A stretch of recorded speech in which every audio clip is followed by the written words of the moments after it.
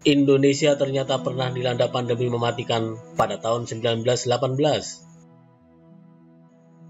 Dikutip dari ayobandung.com, akhir-akhir ini seluruh negara di dunia mengalami satu kekhawatiran yang sama, yakni pandemi COVID-19. Rupanya, Indonesia pernah mengalami wabah serupa pandemi virus corona, yakni pandemi flu 1918 atau dikenal dengan sebutan flu Spanyol.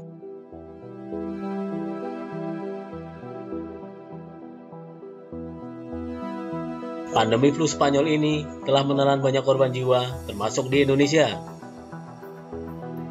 Berdasarkan sejarah, flu Spanyol yang terjadi pada 1918 begitu dahsyat dan meneror sebagian besar masyarakat di dunia kala itu. Penyakit ini bahkan mendapat sebutan sebagai Great Influenza Pandemic.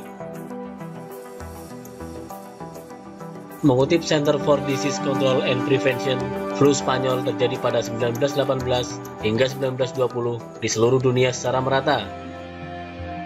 Terjadi selama 2 tahun, wabah flu Spanyol ini setidaknya mengakibatkan meninggalnya 50 juta orang. Terjadi di hampir sebagian besar dunia, Indonesia juga menjadi salah satu negara yang terkena imbas flu Spanyol pada 1918.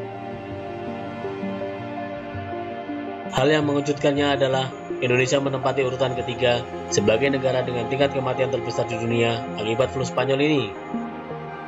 Di urutan pertama ada India, dan urutan kedua ditempati oleh Afrika Selatan.